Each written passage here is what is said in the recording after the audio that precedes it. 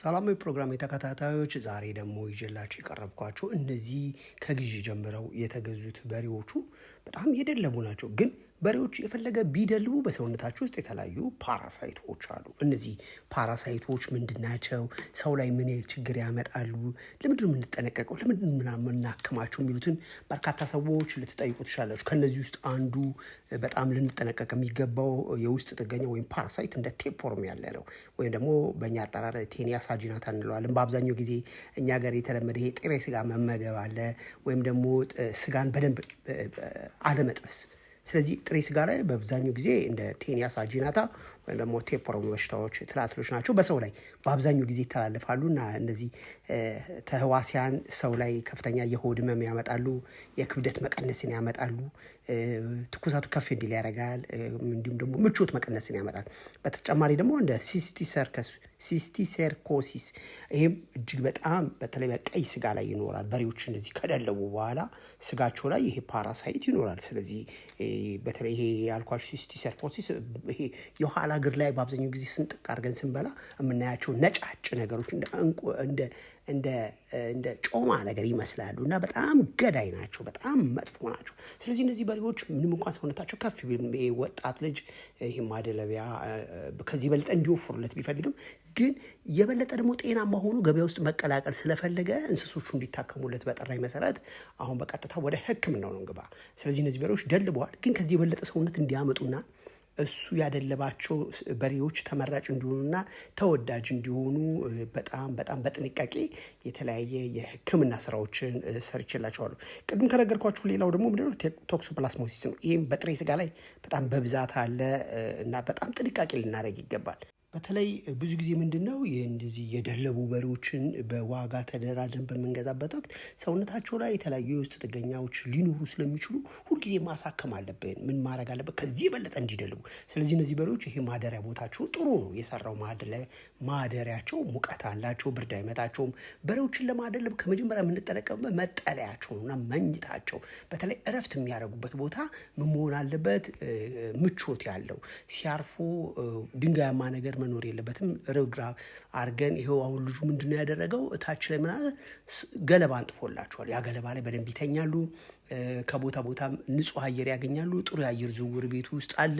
በተለይ ሁልጊዜ ደግሞ በቤታቸው አካባቢ ላይ ምን ማድረግ አለብን? ጥሩ የአየር ዝውውር እንዲኖር ሁልጊዜ ምቾት መፍጠር አለብን። በሬዎቻችን ሲገቡ ሲወጡ ንጹህ ውሃ ማግኘት አለባቸው። የሚተኙበት ቦታ ጥሩ መሆን መቻል አለበት። የሚመገቡት ጥሩ መሆን አለበት። በተለይ በሚመገቡበት ጊዜ ሁልጊዜ ምንድነው የምንሰራው እኛ? በተለይ ይሄ በሚመገቡበት ወቅት የምናቀርባቸው መኖች ምን መሆን አለባቸው? በተለያየ ጊዜ እንደነገርኳቸው አንደኛ ንጹህ የማይሸቱ በሬዎች ሲመገቡት ምቾት የሚሰጣቸው፣ እንዲሁም ደግሞ በሬዎች በቀላሉ በአጭር ጊዜ እንዲደልቡና በሆዳቸው ውስጥ ገብተው ክብደት የማያሰሙ። ለምሳሌ በአብዛኛው ጊዜ የሚበሉት ምግብ ከፍተኛ የአሲዶሲስ ወይም ደግሞ ሩመን አሲዶሲስን የማያስከትሉ መሆን መቻል አለባቸው። ይሄን ደግሞ ሊያመጡ የሚችሉ ከፍተኛ ይሄ ኮንሴንትሬትድ በብዛት ሲበሉ። ሌላው ደግሞ ምንድነው ብሎትም ሊያመጡ የሚችሉ ነገሮችን በጣም በጥንቃቄ ነው ማብላት ያለብን። እህል ላይ ጥንቃቄ፣ በተለይ ደግሞ መኖሪያ ቤታቸው ላይ። ለዚህ ነው ጥሩ የአየር ዝውውር ያለው ምንለው። በአብዛኛው ጊዜ በተለይ በሬዎች ያሉበት ቦታ ላይ ጥሩ የአየር ዝውውር ከሌለ ለተለያየ የመተንፈሻ ችግር ይጋለጣሉ። የመተንፈሻ ችግር ከሳል አልፎ ጭንቀትን ያመጣል፣ እንዲሁም ደግሞ ማቃሰትን ያመጣል። ሙቀታቸው ከፍ ይላል። ጋስትሮኢንተስታይናል ችግሮችን ያመጣሉ። ከዛ በተጨማሪ ደግሞ በዚህ በጋስትሮኢንተስታይናል ላይ ሰውነታቸው ውስጥ ያሉትን ትላትሎችን እንድንገልላቸው እና ከዚህ የበለጠ ኪሎን እንዲያመጡ አሁን ካላቸው የበለጠ ምን ማድረግ አለብን? ከየት ነው ያመጣናቸው? እዚያ ያመጣናቸው አካባቢ የአየር ንብረቱ ምን ይመስላል? በአካባቢው ላይ ያለ የበሬዎችን የሚያጠቁ በሽታዎች ምንድን ናቸው? ለምሳሌ ረግረጋማ ቦታ ከሆነ ፋሾሎሲስ ሊከሰት ይችላል። ስለዚህ የጉበት የሚያጠቁ ፓራሳይቶችን እንደ ፋሾላይክ ሄፓቲካ፣ ፋሾላይክ ሂጋንቲካ የምንላቸው ደጋማ አካባቢ ላይ ያሉ፣ የተለያዩ ደግሞ አንጀት ላይ የሚኖሩ አሉ፣ ጉበት ላይ የሚኖሩ አሉ፣ ልብ ላይ የተለያዩ በሽታዎች አሉ። እነዛን በሽታዎች ኪኒኖችን መሰረት በማድረግ ለበሬዎቹ በየ3 ሳምንቱ የተለያዩ ኪኒኖችን መስጠት። ኪኒኖችን ስንሰጥ በአቅራቢያችን ካሉ ከእንስሳት ሐኪሞች ጋር መማከር አለብን። ኪኒን በተለምዶ ሰዎች ይሰጡና ይህን ኪኒን ሰጥቼዋለሁ ውጤት አላመጣም ይላሉ። ብዙ ጊዜ ኪኒኖች ምን አላቸው? አንደኛ የአገልግሎት ጊዜያቸው ያልፋል። ሁለተኛ እንስሶች በተደጋጋሚ ያንን ኪኒን ሲወስዱ ምን ያመጣሉ? መለማመድን ያመጣሉ። ሶስተኛ ደግሞ ምንድነው? በሬዎች ከዚህ የበለጠ እንዲደልቡልና ስጋቸው ጣፋጭ እንዲሆን በሰውነታቸው ውስጥ ያሉ ትላትሎች የተወግደው ብዙዎች እኛን እንዲፈልጉን የምንሰጣቸው ኪኒኖችን በአቅራቢያችን ያሉ የእንስሳት ዶክተሮችን በማነጋገር መሆን መቻል አለበት። አለበለዚያ ምን ይሆናል?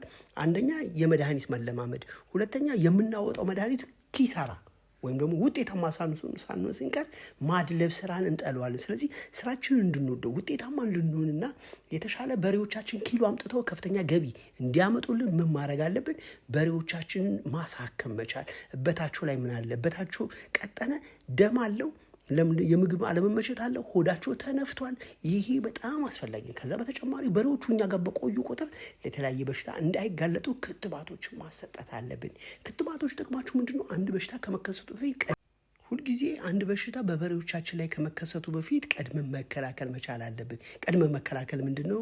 ለምሳሌ በአካባቢያችን ላይ የተለያዩ በሽታዎች ይመጣሉ ብለን ካሰብን ክትባት ማሰጠት። አንዳንድ ክትባቶች በአመት አንዴ ይሰጣሉ፣ አንዳንዶች ደግሞ በአመት 2 ይሰጣሉ። ስለዚህ በሬዎቻችን የዛ በሽታ ተጠቂ ሆኖ እንዳይሞቱ እንዳይታመሙና ወደ ኪሳራ እንዳንገባ ክትባትን ቀድመን ሁልጊዜ ማስከተብ መቻል አለብን። በተለይ በሬዎች ብዙውን ጊዜ በሚደልቡበት ወቅት የተለያየ ፋቲ ሊቨር የምንለው በሽታ ይከሰታል። ፋቲ ሊቨር ምንድነው? በከፍተኛ በኩላሊታቸው ላይ ከፍተኛ የስብ ክምችት መኖር።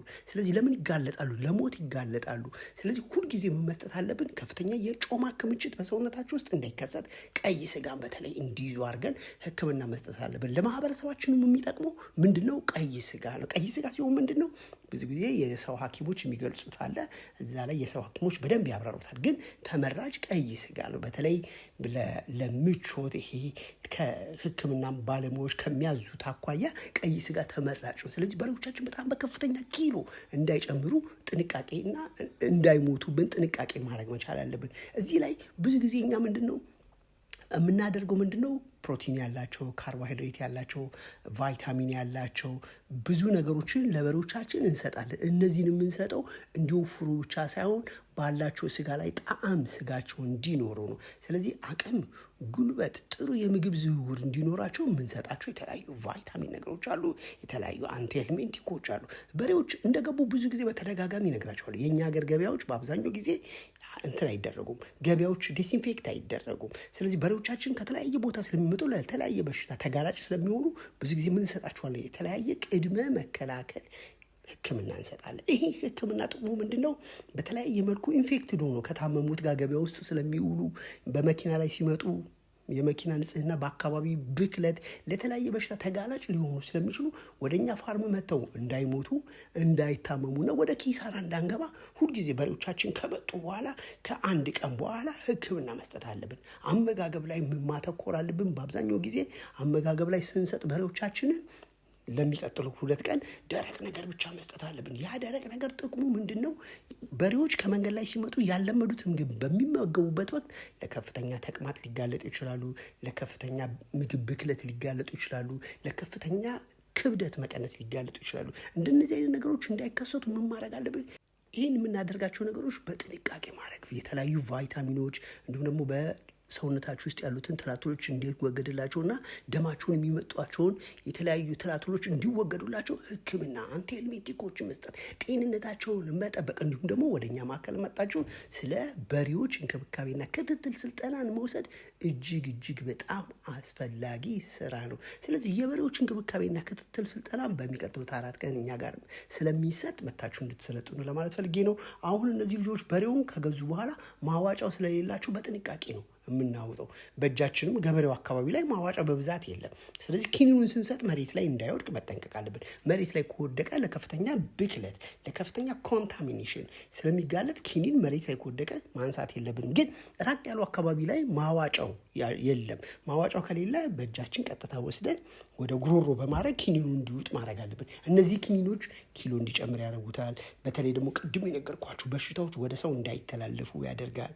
ከዛም ደግሞ በሬዎቻችን ጤናማ ሆኖ በበሬዎቻችን ትርፍ ከፍተኛ ኪሎ ከፍተኛ ገንዘብ፣ ከፍተኛ ማህበራዊ ግንኙነት እንዲኖረን ያደርጋልና በሬዎቻችንን ሁልጊዜ ምን ማድረግ አለብን? ጤንነታቸውን መጠበቅ። የእነሱን ጤንነት ስንጠብቅ የኛ ገንዘብ በከፍተኛ ሁኔታ እያደገ ይሄዳል። ስራውን እየወደድ ነው ይሄዳል። ወደ በሬ ስጋ ወደ በሬ ማደለብ ስራ ከመሄዳችን በፊት ግን ትርፉን አይደለም ሁልጊዜ ማሰብ ያለብን፣ ስራውን እንወደዋለን ወይ?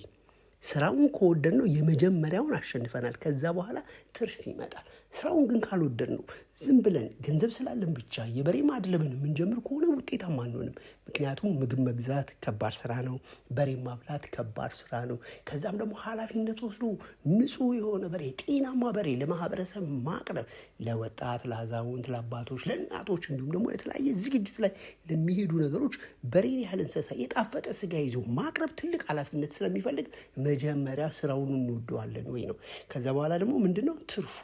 ስራውን ከወደድ ነው ውጤታማ እንሆናለን። ለምን? ሲርበው እናበለዋለን፣ ሲጠማው እናጠጠዋለን፣ ሲያመው እናሳክመዋለን።